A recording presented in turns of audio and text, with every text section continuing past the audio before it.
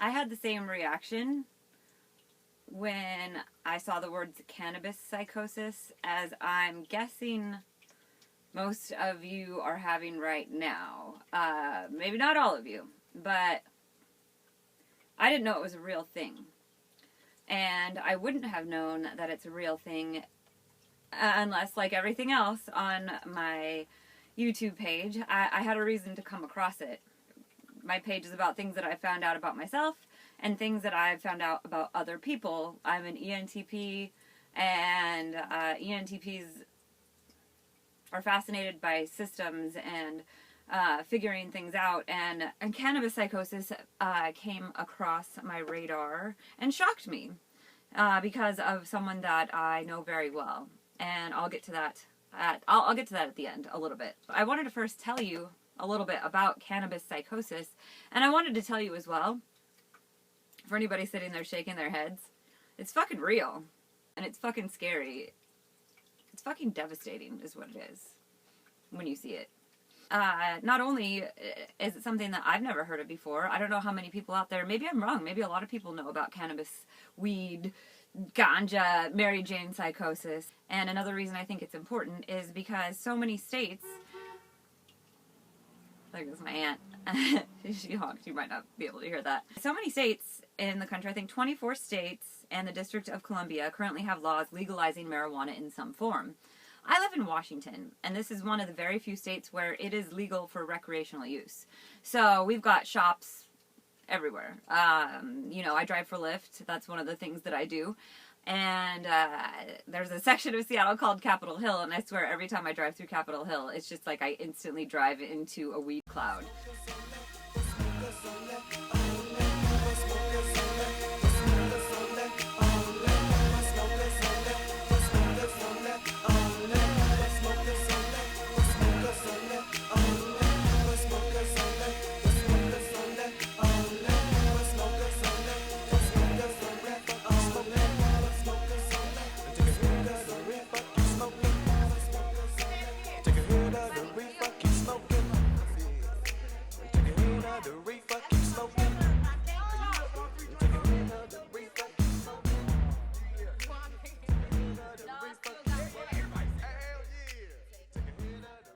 You know, and a lot of the times if I'm behind a car, weed just blows in my face.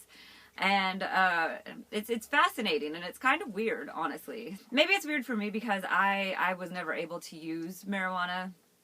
I mean, I tried, trust me. I gave it the good old college and high school effort. After reading about cannabis psychosis as much as I have in the last few weeks or so, I think I possibly have a brain that goes directly into cannabis psychosis. This isn't something that most people experience unless they're chronic users. But for me, the symptoms are almost what I experience immediately, like from just one hit. I've always told people I can't smoke weed. That'll be the best way to torture me, is to get me to smoke, like somehow, or trick me, put it in my food. That'd be, oh my gosh. But I instantly want to go rock in a bush somewhere. You know, I want to be away from people. I just want it to go away. I want to go to sleep, but I can't go to sleep. My thoughts are racing, but not in a good way. I can feel bodily function. Like I remember the feeling of wanting to like just breathe and swallow and feeling like I had an air bubble in my throat that was always trying to come out but couldn't. I felt that a ton of times. I think there's something about my brain that just, it rejects it. It's like, no. I had a neurobiologist one time telling me about the receptor for it, where the THC would go into the neuroreceptor, and he told me that I can't exactly remember what he told me. I think he told me that it just wasn't a good fit or something like that. And because it wasn't a good fit, it stayed in my blood more. I don't know. I'll look that up. So Washington is one state where marijuana has been legalized for recreational use. Also, Oregon, obviously, we're twinsies, Hawaii, and Colorado. And then there's a bunch of others on this map here that show you, where it's legal medically.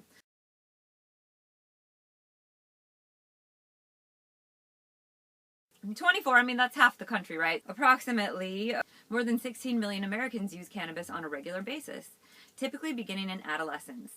Notably, it is estimated that approximately 4% of the population has a diagnosis of either cannabis abuse or dependence. So there's a lot of people out there smoking dope. And for the majority of those people, it's totally cool. And I know it has tons of benefits for a lot of people in a lot of different areas. I'm not here to dog marijuana. I'm here to point out something that is very real and that I don't think we as a culture, as a society, I don't think that we're very aware of it. And I think it could go missed in a lot of people that probably have no idea either that cannabis psychosis exists. So I wanted to just describe some of the symptoms. These are the phases of psychosis. And these are just general phases of psychosis for any mental disorder, but substance-induced psychosis is one of the types of psychosis out there. And from what I've seen, these phases and these descriptions are dead on. The first stage of psychosis is called the Prodromal Stage. There are subtle changes in thinking, perception, and behavior. Some of the signs may include feeling spacey or disoriented, difficulty concentrating or remembering things, suspiciousness, mood swings, sleep disturbance, change in appetite, loss of energy, withdrawal from family and friends, loss of interest in activities, intense dislike of being touched by others, unusual sensitivity to noise, light, color, and texture.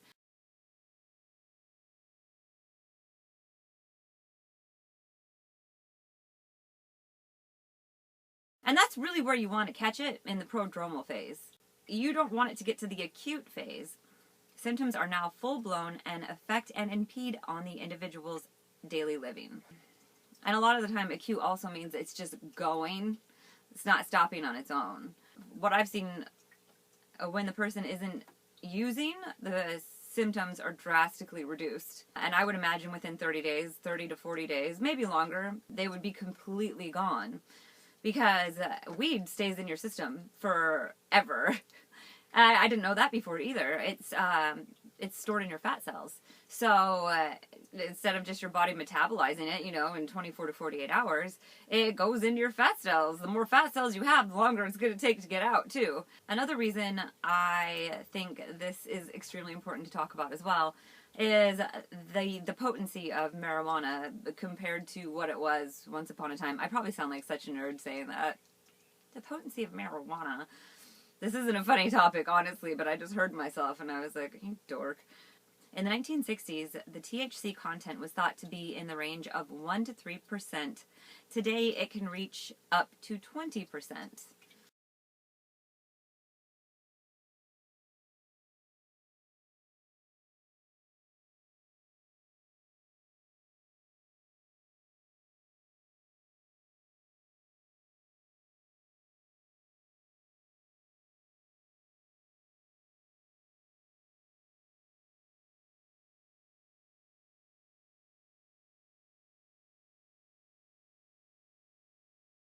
And who knows, maybe it can even get higher than that. I have no idea. There's probably some chronic out there.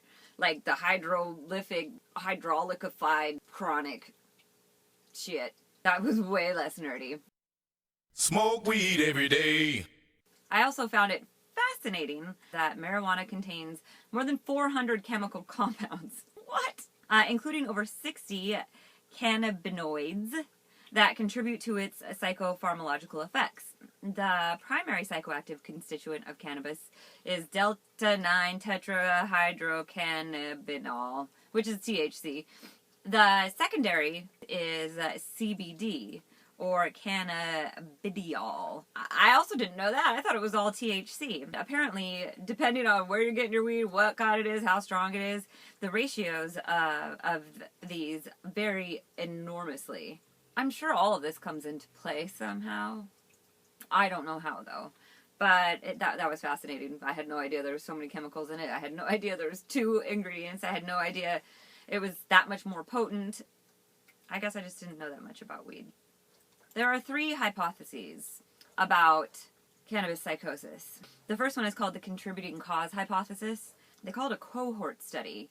And it was conducted based on a sample of 45,570 male Swedish conscripts. And they were assessed at age 18 for substance use and psychiatric diagnosis and were followed up during a 15-year period for inpatient admission for schizophrenia. Schizophrenia is the main one. schizophrenia and schizoaffective disorders are the main one. And I've also seen bipolar disorder, but it seems that if you are going to be having issues and all those things that I just described, that's schizophrenia in a nutshell. Opponents of this will point out, okay, well, these were self-administered questions. There could have been other substance use, personality traits. Maybe we didn't know enough about it.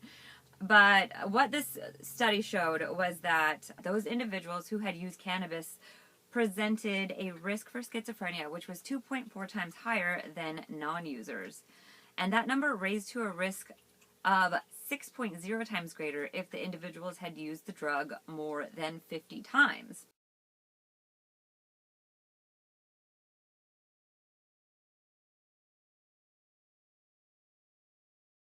The second theory, hypothesis, is the self-medication hypothesis. Now, I am no stranger to self-medication. I totally get it. I had no idea I had anxiety for most of my life. I was having panic attacks and I didn't know what they were. I had my eating disorder. That's pretty much the only thing I knew what it was. So every time I would try to find a new therapist or whatever, that's what I would bring up. None of the other stuff going on in the background. ADHD, I found out when I was 31. Up until that point, I was all about self-medicating. You know, when I started to, like, implode because I knew I couldn't be perfect and when I was a teenager. So, you know, like, I drank a lot. I went to raves. I experimented with drugs. And I always did find that anything that would be considered kind of an upper would make me cool. You know what I mean? I was never a crazy raver or a crazy stimulant user or whatever. Like, I was always just, like, kind of calm and talkative, but, like, I just never had it. They didn't have those effects on me. I didn't make the connection until later. I could always drink a pot of coffee, go right to bed. I used to drink Diet Coke when I was going through my eating disorder phases. Oh man, I would chug those. A lot of the time now I can't even have aspartame or anything with fake sugar in it. For a while I couldn't even chew sugar-free gum. I think a couple of years I couldn't because I had so much Diet Coke during one point in my life. Now I still do Coke, but it's regular Coke. And I love it. And I know you can pour it on your paint and it's going to eat it all away and it's like rotting my insides. But look, it's been a lot worse, okay? I get self-medicating. And this hypothesis kind of says, well, people with schizophrenia or schizoaffective disorder that have it already are using cannabis to self-medicate. Or that have other mental, other issues. And I think that's a bigger one. To me, that's a bigger one. I know people that have told me before, it helps me concentrate. It helps, it takes away my anxiety. It makes me calm. I can think clearly. I can get things done. I'm no stranger to hearing people tell me of all the benefits of weed. I think that it's possible that there are people out there that could possibly be using it in a self-medicating way, thinking that it's helping them and not understanding that it is doing the exact opposite. And why would you? Weed's harmless, right? I mean, that's what I saw Cannabis Psychosis. I was like, what? But the more I read about it, especially on blogs, I've read a few blogs and I'm like, oh man, I feel bad for these wives or even husbands or brothers, sisters, it's like, dude, that's exactly what I've seen too. And the last is the vulnerability, the hypothesis. Basically, an individual is predisposed genetically to mental illness in varying forms. Most of the studies focus on schizophrenia. So it says that if you are genetically predisposed, then using cannabis, especially long-term, will either exacerbate the symptoms or send someone that could very possibly be the thing that pushes someone over the edge into full-blown psychosis. And I've even seen a video where a doctor was saying that a lot of the times schizophrenia isn't developed till later in life. It's not when you're little. I've heard of a guy all of a sudden at 18, high school senior, football team, like snapped. His girlfriend broke up with him and he couldn't handle it and he's just snapped, and it's been a couple years now, and he's full-blown schizophrenic, hates taking his meds, does okay with his meds, but once he's off, he's just a completely different person, it's just terrible. And he was just like the all-American boy growing up, and so this doctor in this video was saying that if you're going to develop it, then cannabis use it'll make it develop faster, up to a couple years faster than you would have otherwise. And I know probably a lot of people will be like, well, if it's going to happen anyway, but man, I sure wouldn't want it to. If I knew something like that was coming, I want to enjoy my last 3 years of being not insane crazy and having to take meds and who knows what, I don't want to kick that thing into overdrive too early. So those are kind of just an overview of the three models. And again, that's on the cannabispsychosis.ca website. I think the last thing I really want to mention before I tell you my personal story and why I have come across this and I'm sharing it with you is the age of onset in cannabis use. And there have been a few studies, I think the Swedish is one of them, where they looked at what the relationship was between when you started smoking or using cannabis and developing psychosis, schizophrenia, or symptoms of schizophrenia. And the findings basically show that the younger you start smoking, the greater a chance you have for developing a mental illness, especially schizophrenia, by the time you are in your adulthood. The younger you start using marijuana, the greater your chances for developing cannabis psychosis, or full-blown mental disorder, mental illness, like schizophrenia.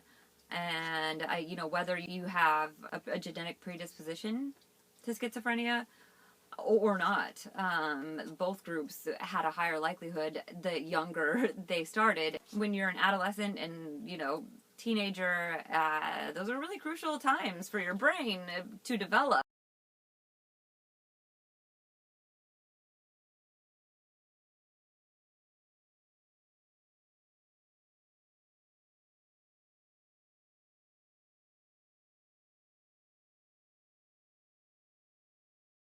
Starting smoking earlier can disrupt very important and critical things that are going on. It's like, great, there's not a whole lot you can do now besides just stop smoking.